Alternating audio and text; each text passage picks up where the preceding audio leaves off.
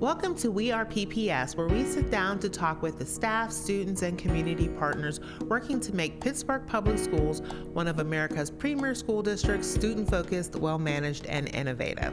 Today, I have the pleasure of sitting down with Dr. David May Stein, who I'm sure is not a stranger to many of you, but is joining us today in a new capacity as a consultant working with the district to implement CCS 2.0, or COVID Compensatory Services.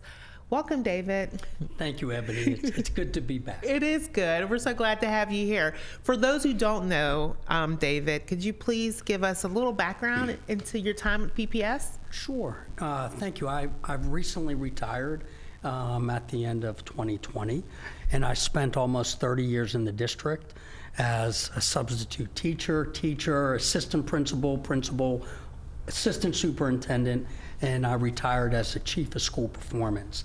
I loved my time in the district, working with students and families and staff. I love to hear that. I love to hear when someone says, like, I started as a sub and I retired all the way as a chief. That's an awesome story. In addition to working with us in COVID Compensatory Services, David also partners with the district around Special Olympics as well. So we love that we get to maintain that relationship with you. Thank you. So let's go into COVID Compensatory Services. What is that actually? COVID Compensatory Services really is an approach to identify what was happening with learning for students with disabilities and students that have 504 plans.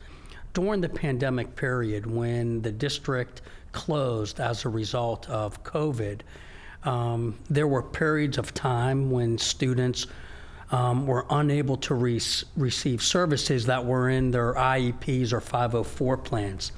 The CCS, COVID Compensatory Services, is designed for schools and school-based teams to identify what services were provided, what services were not provided, and come up with a strategy to remedy what may be owed to students.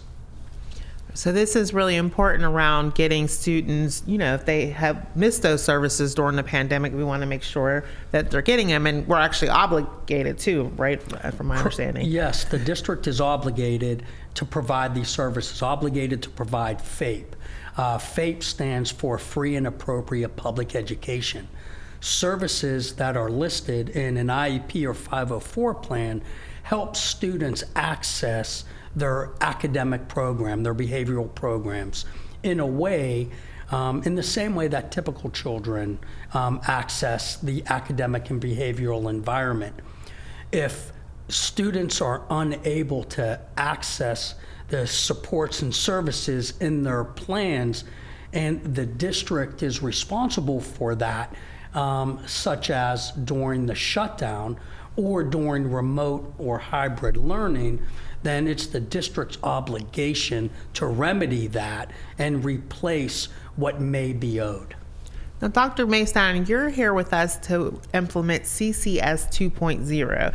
So why are we calling it 2.0? Why are we revisiting this again? So it's important to note that we've never been in a pandemic situation before that impacted the country, let alone the city, in the way that it did.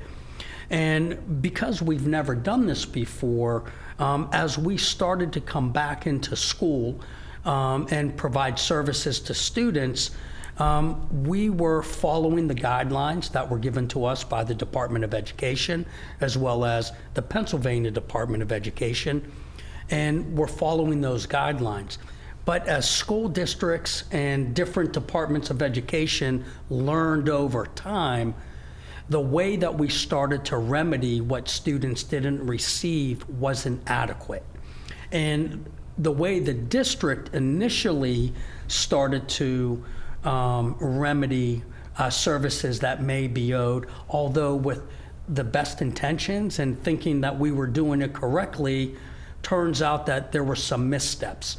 And these missteps that we discovered are a result of lessons learned from other school districts, such as LA Unified School District, where there was a large case and a settlement that was shared across the nation with school districts to learn from the missteps in how LA Unified tried to remedy what was missing. And so we made some of the same mistakes that LA initially made. Now, it's important to note, nobody is in trouble, nobody is angry with anybody. It's things changed as new learning came in the best way to meet students' needs. One of the biggest lessons was the involvement of parents, guardians, or education decision makers in identifying what learning looked like during the pandemic period.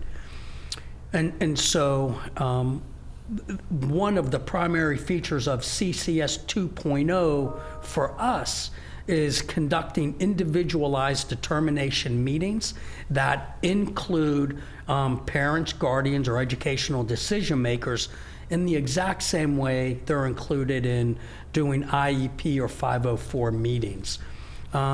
We've taken an additional step to provide resources to parents to help prepare them to come in as partners in the meeting, because we're really dependent on them to tell us what learning looked like when kids were in a remote setting.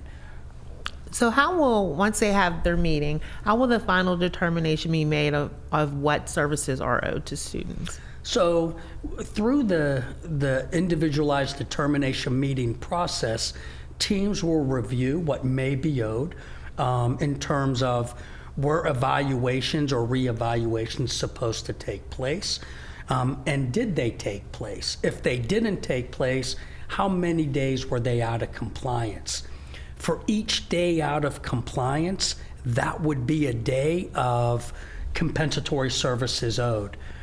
Similarly, for services or supports not provided, we would measure that by the minute of services not being provided. So together, teams are reviewing what took place during the pandemic period. They're reviewing documentation that already exists, and they're also relying on feedback from parents in terms of how their child was accessing or not accessing their educational program.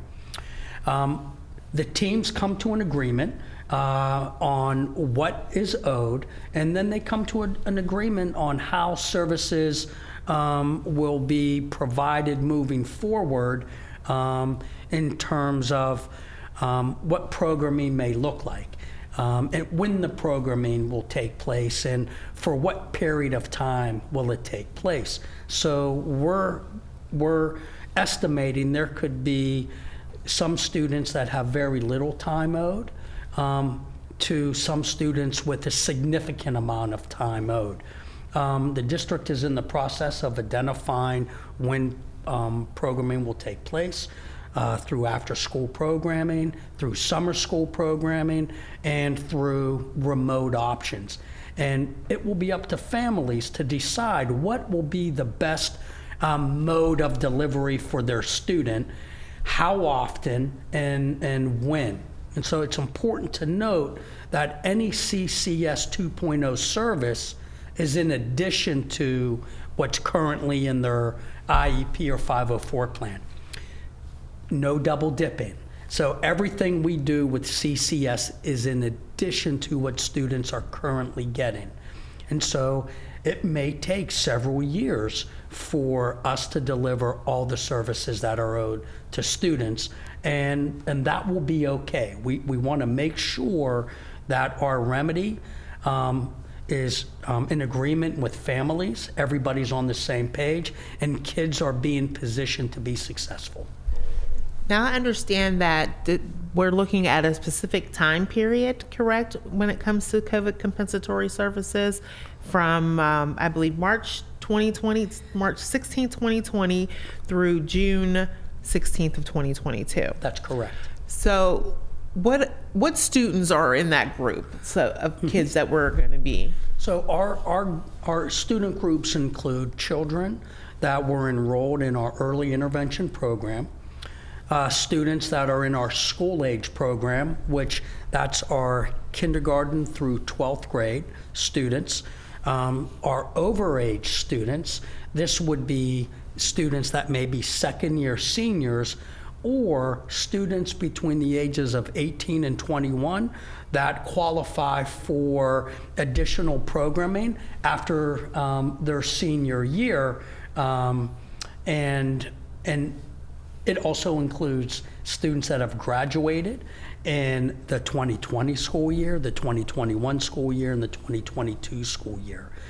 And it also includes students that were enrolled in PPS during the pandemic period and have left and enrolled in another district. We're still obligated to find those students and identify what may be owed.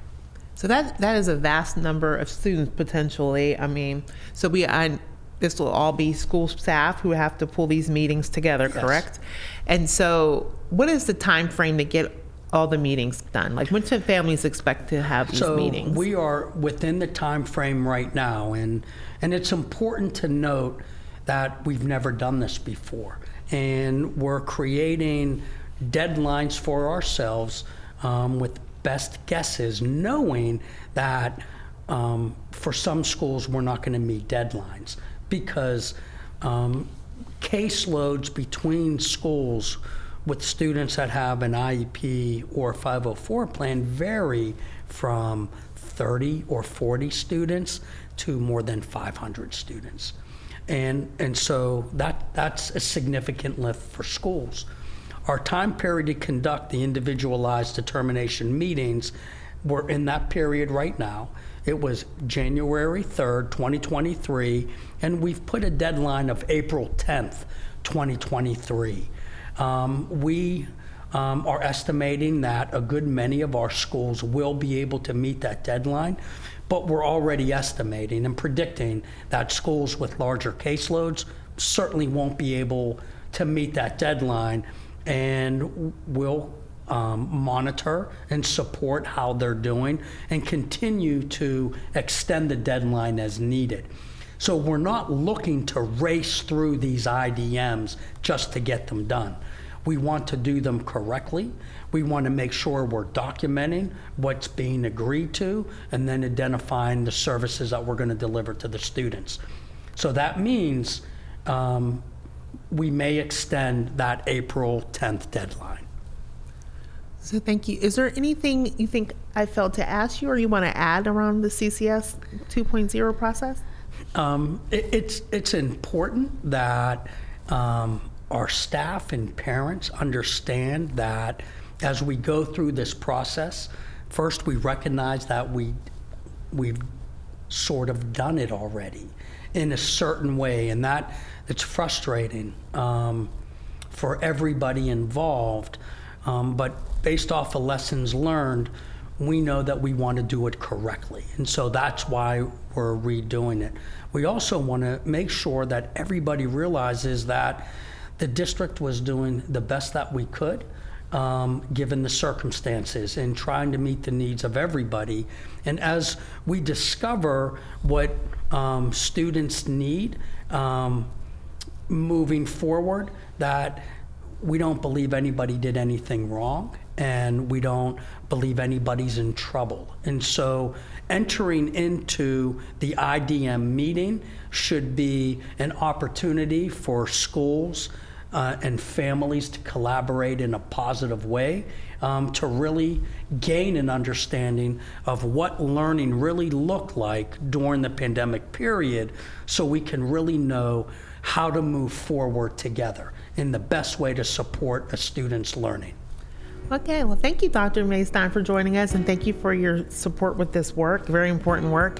And families, if you're looking for more information or you would like resources to prepare you for your meetings, you can visit pgaschools.org/CCS 2.0, where you'll find a helpful parent checklist as well as an FAQ.